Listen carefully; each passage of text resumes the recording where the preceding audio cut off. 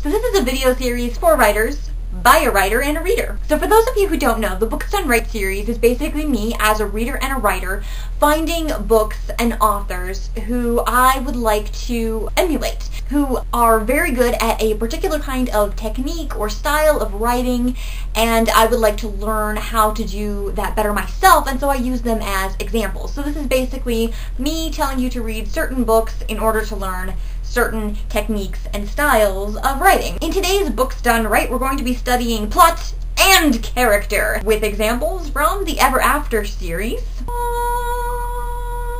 by Shelby Bach. There are two general types of books, the character-driven ones and those that are plot-driven. Plot-driven stories tend to be more genre novels, and they have a great storyline and usually are fast-paced, but they kind of are lacking in the character development department. While literary novels would fall into the character-driven category and are full to the brim with character depth and development, but can be a little on the shallow end of the plot side.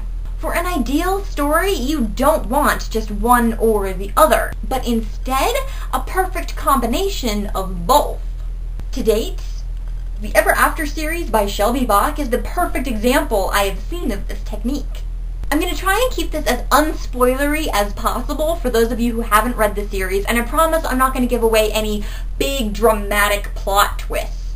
But for this reason, we are just going to stick with the first book as an example. Let's get started. First, let's define each of these story modules. Character-driven. A character makes decisions of their own volition to drive the story forward. Plot-driven. Things happen to a character, to which they react. Plot-driven essentially denotes exterior forces, while character-driven comes down to depth and development. Of Giants and Ice does not sacrifice plot for character, but neither does it completely ignore character development in order to move the story forward.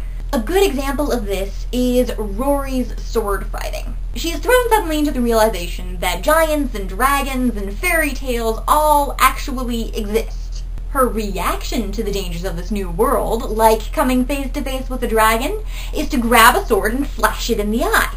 Her decision about these dangers is to practice long and hard with her sword. Now this is not purely a reactionary decision. Reactionary is more like being chased by the dragon, seeing the sword, grabbing it, and slashing at the dragon. That's a reaction. And learning how to fight with a sword could also be reactionary, but the thing is, because she's been exposed to this world, she is already taking mandatory sword lessons. It's part of the whole Ever After School program deal. If you're going to participate in a tale, you're going to train so you can survive one. So she's already getting sword fighting lessons, but she realizes that she completely sucks in sparring class, so she decides to practice on her own. This decision stems directly from Rory's insecurity about being helpless in any situation. Like how she can't stop her divorced parents from fighting all the time, or that she can't help her mom through the difficulties of this time. Some things she can't change, but becoming a better fighter through hard work is not one of them. This decision to train on her own with her sword so she won't be helpless has a direct impact on her character development in the book, and in this way, the character and the plot of the story are inextricably linked. This is how the entire story is, even with just the two supporting characters. With every event in the storyline, Shelby Bach does not just provide us with a reaction. She also focuses on the emotional repercussions of this reaction in the character and follows it up with how the character is changed by it and the conscious decisions they later make because of it. In real life, a person's reaction to a situation will affect their decision, and vice versa. There is no line or any kind of separation between them. So why should there be in books? Everything that happens to Rory has an emotional impact on her. In a lot of books, characters experience such defining moments only to help further the plot. But the impact of events on Rory isn't only limited to the really significant ones. A great thing about Shelby's writing is that she understands how impressionable kids are and how they will react to anything that happens to them. She doesn't simply concentrate on the emotional impact of major events that will help further the plot. She concentrates on every emotional impact because it develops Rory's character.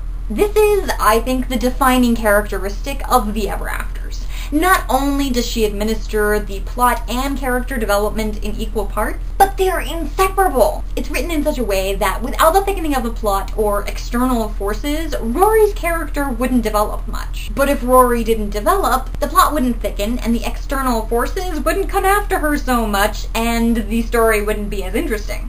That's about it from me. I'm not sure that I've done this series complete justice, but I hope I've said enough about it to get you writers to check it out for a good read and for a good writing example.